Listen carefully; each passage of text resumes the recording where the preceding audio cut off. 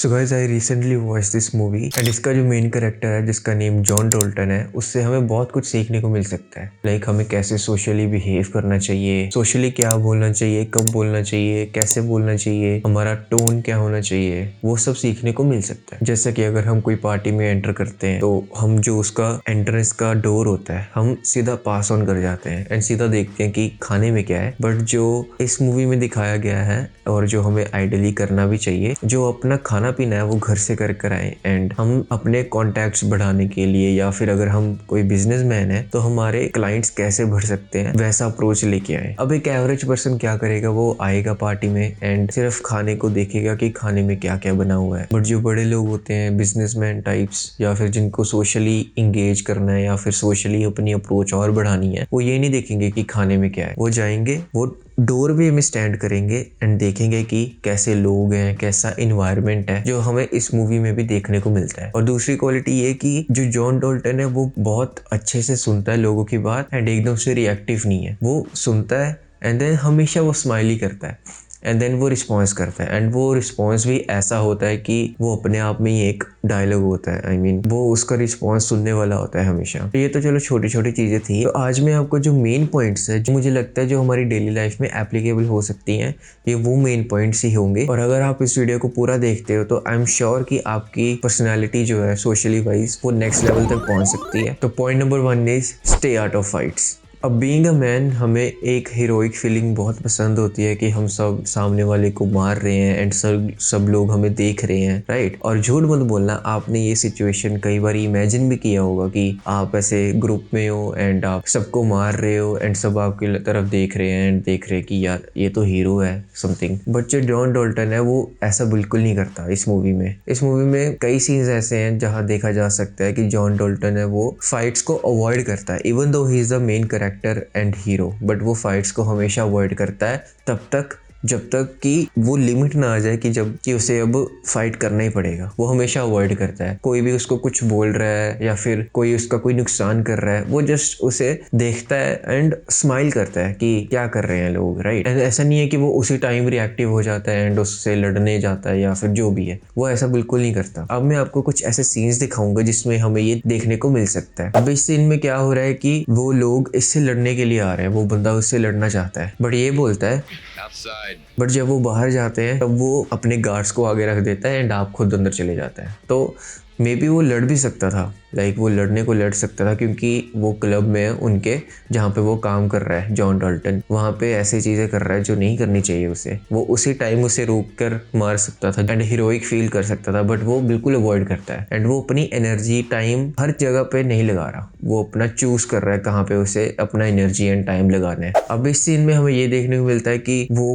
बंदे क्लब में आ रहे हैं एंड इसने देखा है कि उसके बूट्स में कुछ नाइफ सा लगा हुआ है। इवन दो ही नोज की ही इज अ थ्रेट, वो खुद पहले कुछ भी नहीं करता, वो बस बोलता है कि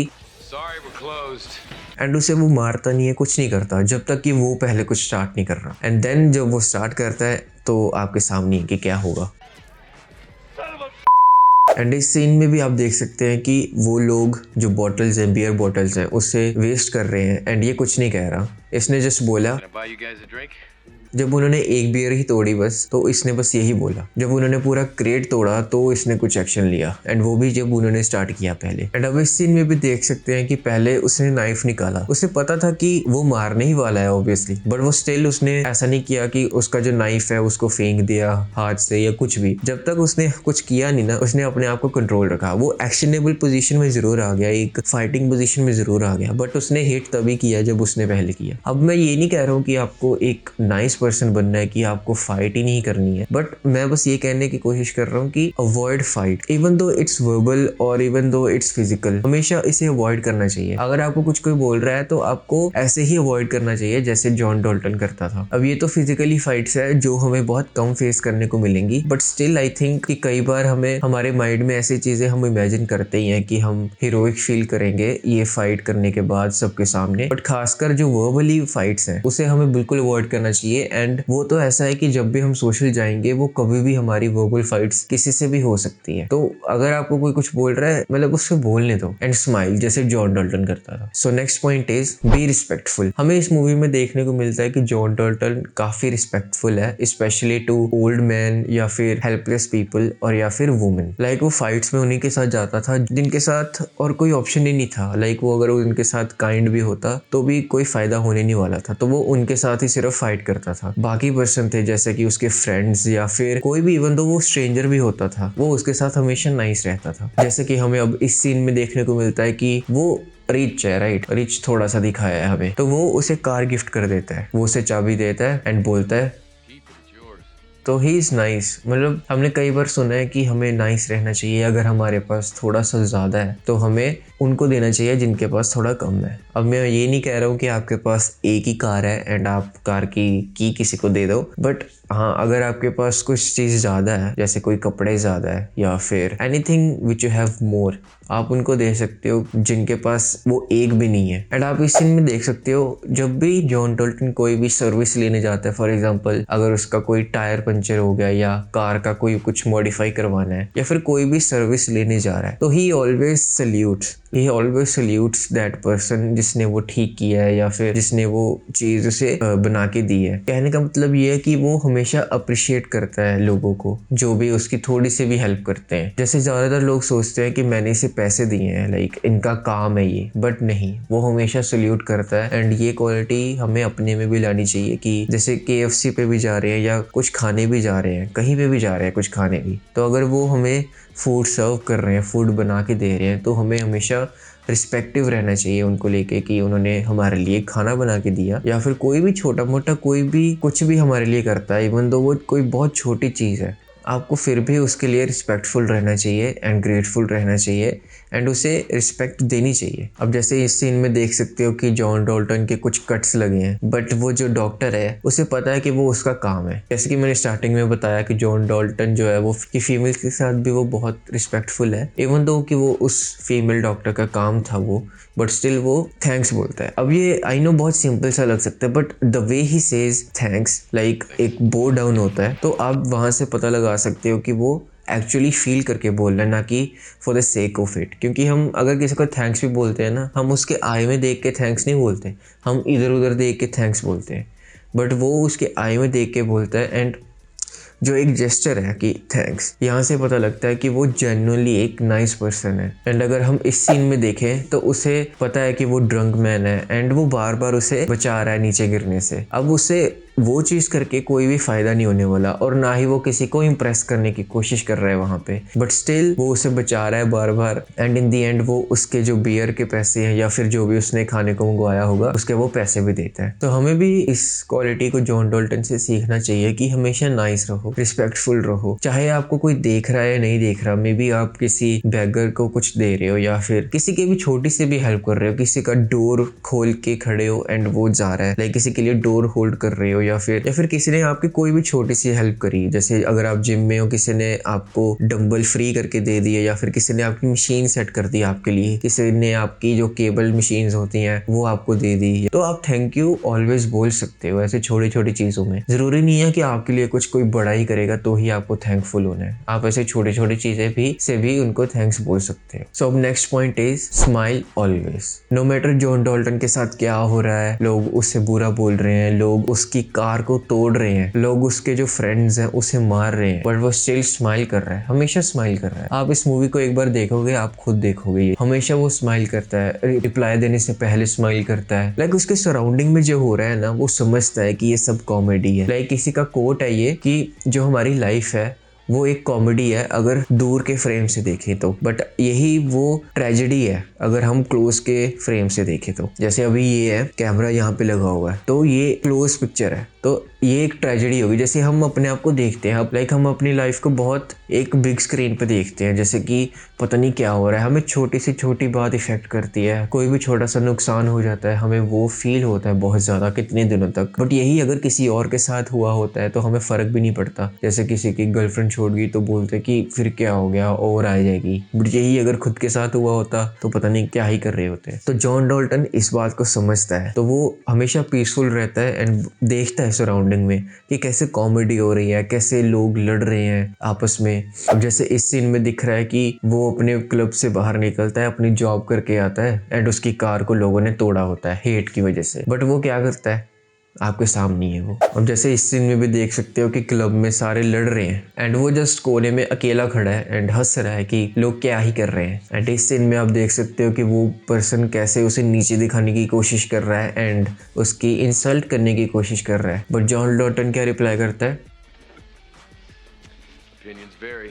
अब जैसे इस सीन में देख सकते हो कि वो उसके इतना पेन हो रहा है, इवन दो उसके स्टिचेस लग रहे हैं, वो स्टिल स्माइल कर रहा है। आई मीन आप उस सिचुएशन में होगे तो क्या करते हैं। जो भी मैं पॉइंट्स बता रहा हूँ ना, आपको बस ये देखना है कि आप उस सिचुएशन में क्या करोगे और जॉन डॉल्टन क्या कर रहा था। अब मैं ये नहीं बोल रहा हूँ कि आपको उसके जैसे बनना है, बट आप उसके जो ऐसी क्वालिटीज़ है उससे देख के कुछ सीख सकते हो एंड अपनी लाइफ में अप्लाई कर सकते हो। अब ये नहीं है कि उसे बिल्कुल गुस्सा नहीं आता है या फिर उसे बुरा ही नहीं लगता है, उसे सब कुछ होता है एंड वो शो भी करता है, बट वो या तो अपने क्लोज वंस को शो करता है या फिर किसी को भी शो नहीं करता। क्योंकि अगर आप अपनी इमोशंस शो भी करोगे ना किसी को, तो किसी को कोई फर्क नहीं पड़ता इस दुनिया में। अगर आप ओवर शेयर कर दोगे, मतलब अगर आप एक दो बार शेयर भी कर रहे हो तो कोई दिक्कत नहीं है, बट अगर आप हर एक चीज को लेके रो रहे हो, हर एक चीज से बुरा फील कर रहे हो, तो जो सामने वाला पर्सन होगा वो भी आपको वीक समझने लग जाएगा। तो बेटर यही है कि आप अपनी प्रॉब्लम्स किसी को शेयर मत करो एंड अपने आप को स्ट्रॉन्ग समझो। I mean you are strong, आप इतने वीक नहीं हो कि आपके साथ कुछ हो रहा है एंड आप उसे अकेले टैकल नहीं कर सकते हो।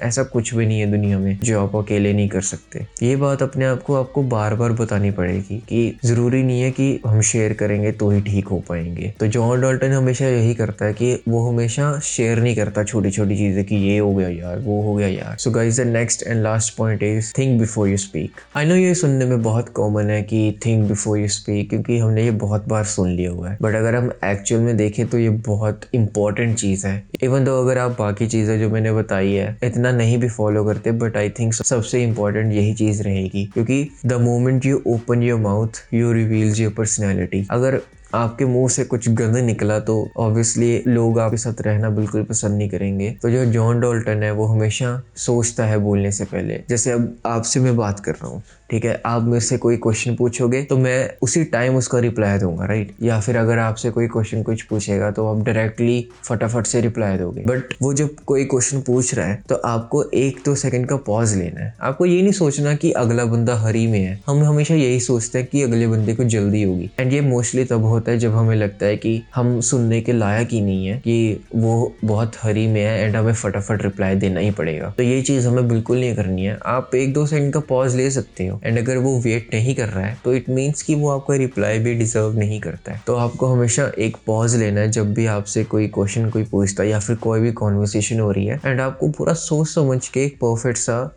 रिप्लाई देना है। अब ये एकदम से नहीं होगा, ये आपकी पूरी जर्नी होगी जिसमें आप ये सीखोगे कि एक अच्छा रिप्लाई कैसे देते हैं। जॉन डॉल्टन हमेशा सोच के रिप्लाई देता है एंड 1-2 सेकंड का पॉज लेके ही रिप्लाई देता है, चाहे वो उसका फ्रेंड हो या फिर कोई भी स्ट्रेंजर हो, वो सोच के ही रिप्लाई देता है हमेशा। अब इन कुछ एग्जांपल्स में हम देख सकते हैं कि कैसे जॉन डॉल्टन एक पॉज के साथ हमेशा बोलता है।